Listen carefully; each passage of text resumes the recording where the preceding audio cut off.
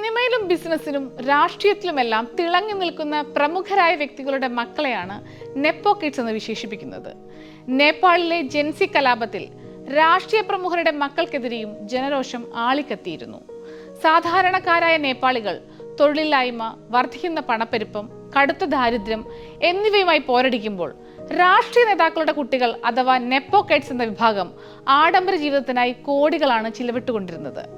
അവരുടെ സാമൂഹിക മാധ്യമ അക്കൗണ്ടുകളിൽ ഡിസൈനർ ബാഗുകളും ലക്ഷറി വാഹനങ്ങളും വിദേശ യാത്രകളും ഉൾപ്പെട്ട ലാവിഷ് ലൈഫിന്റെ അപ്ഡേറ്റുകൾ നിറയുന്നതിനെ നേപ്പാളിലെ ജനത ചോദ്യം ചെയ്തു.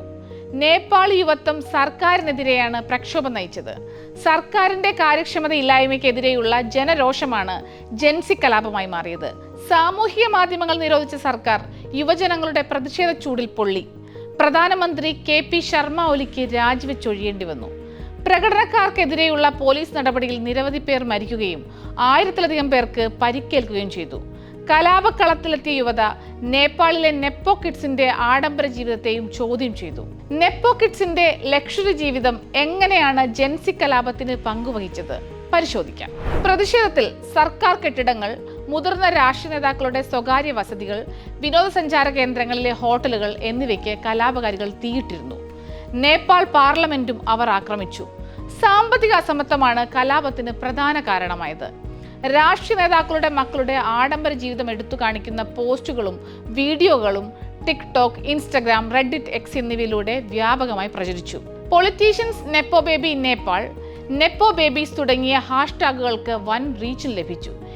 ഈ പോസ്റ്റുകളിൽ ആഡംബര കാറുകൾ, വില കൂടിയ ഡിസൈനർ വസ്ത്രങ്ങൾ, വിദേശത്തെ ഫൈൻ ഡൈനിങ്, എക്സ്ക്ലൂസീവ് വെക്കേഷൻ സ്പോട്ടുകൾ എന്നിവയെല്ലാം ഉൾപ്പെട്ടിരുന്നു. ഈ പോസ്റ്റുകൾ സാധാരണക്കാരായ നേപ്പാളികളുടെ പ്രളയം, വൈദ്യുതി മുടക്കം, ഭക്ഷ്യവില വർധന എന്നിവയെക്കുറിച്ചുള്ള ചിത്രങ്ങളുമായി താരതമ്യം ചെയ്താണ് സാമൂഹ്യ മാധ്യമങ്ങളിലൂടെ പ്രചരിച്ചത്. സ്വജനപക്ഷപാതവും അഴിമതിയും നടത്തിയ രാഷ്ട്രീയ കുടുംബങ്ങൾക്കെതിരെ സാധാരണക്കാരായ ജനങ്ങളുടെ നീണ്ടകാലത്തെ പ്രതിഷേധമാണ് തെരുവുകളിലും സാമൂഹ്യ മാധ്യമങ്ങളിലൂടെയും നിറഞ്ഞു കണ്ടത്. നേപ്പാൾ മുൻ ആരോഗ്യമന്ത്രി ബിരോധ് ഖതിവാഡയുടെ മകളും മുൻ മിസ് നേപ്പാളുമായ ശൃംഖല ഖതിവാഡയെ പ്രതിഷേധക്കാർ നെപ്പോ കിഡ്സ് വിഭാഗത്തിന്റെ ഐക്കണായി കണക്കാക്കി.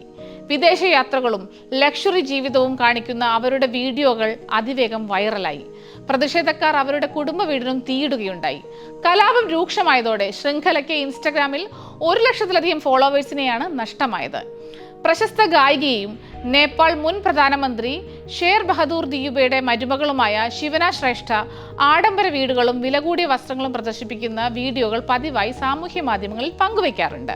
കോടികളുടെ സ്വത്തുമായി ജീവിക്കുന്ന രാഷ്ട്രീയ കുടുംബങ്ങൾക്ക് ഉദാഹരണമായി ശിവനെയും അവരുടെ ഭർത്താവ് ജയ്വീർ സിംഗ് ദിയുബയെയും സാമൂഹ്യ മാധ്യമങ്ങളിലൂടെ ജെൻസി കലാപക്കാർ ലക്ഷ്യമിട്ടു. സാധാരണ ജനങ്ങൾ തൊഴിലില്ലായ്മയിലും ദാരിദ്ര്യത്തിലും കഴിയുമ്പോൾ ലക്ഷങ്ങളുടെ വില വരുന്ന ഹാൻഡ് ബാഗുകളുടെ പോസ്റ്റ് സാമൂഹ്യ മാധ്യമങ്ങളുടെ പങ്കുവച്ച കമ്മ്യൂണിസ്റ്റ് പാർട്ടി നേതാവും മുൻ പ്രധാനമന്ത്രിയുമായ പുഷ്പകമൽ ദഹൽ പ്രചണ്ഡയുടെ കൊച്ചുമകൾ സ്മിത ദഹൽ വലിയ വിമർശനം ഏറ്റുവാങ്ങി. നിയമമന്ത്രി ബിന്ദുകുമാർ ഥാപ്പയുടെ മകൻ സൗഗത് ഥാപ്പയെ ലക്ഷറി സാധനങ്ങളാൽ നിറഞ്ഞ ജീവിതം നയിക്കുന്ന വ്യക്തിയായാണ് സാമൂഹ്യ മാധ്യമങ്ങളിൽ പ്രക്ഷോഭകാരികൾ എടുത്തുകാട്ടിയത്. പ്രതിഷേധം ശക്തി പ്രാപിച്ചപ്പോൾ അദ്ദേഹത്തിന്റെ ചിത്രങ്ങൾ വ്യാപകമായി പ്രചരിക്കപ്പെട്ടു. ജനം ദാരിദ്ര്യം കൊണ്ട് മരിക്കുമ്പോൾ ഈ നെപ്പോ കിഡ്സ് ലക്ഷക്കണക്കിന് വിലയുള്ള വസ്ത്രങ്ങൾ ധരിക്കുന്നു എന്ന പ്രഖ്യാപനവുമായാണ് പ്രതിഷേധക്കാർ കാഠ്മണ്ഡുവിലും മറ്റു നഗരങ്ങളിലും ഈ കുടുംബങ്ങളുടെ വീടുകൾക്ക് തീയിട്ടത്.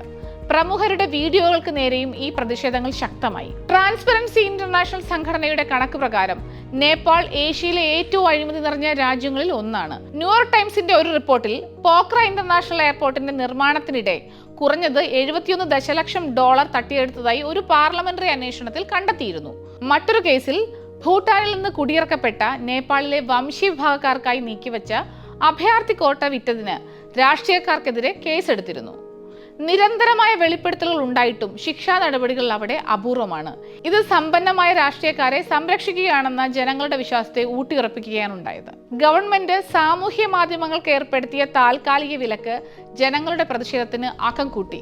തൊഴിലില്ലായ്മയ്ക്കും അഴിമതിക്കും സാമ്പത്തിക അസമത്വങ്ങൾക്കുമെതിരെയുള്ള വിമർശനങ്ങളെ അടിച്ചമർത്താനുള്ള സർക്കാരിന്റെ ശ്രമങ്ങളാണ് കലാപത്തിലേക്ക് നയിച്ചത്. 3 ദിവസത്തെ രക്തരൂഷിതമായ പ്രക്ഷോഭത്തിന്റെ ഒടുവിൽ യുവജനങ്ങളുടെ ആവശ്യപ്രകാരം സുശീല കാർക്കി ഇടക്കാല പ്രധാനമന്ത്രിയെ അവിടെ ചുമതലയേറ്റിട്ടുണ്ട്.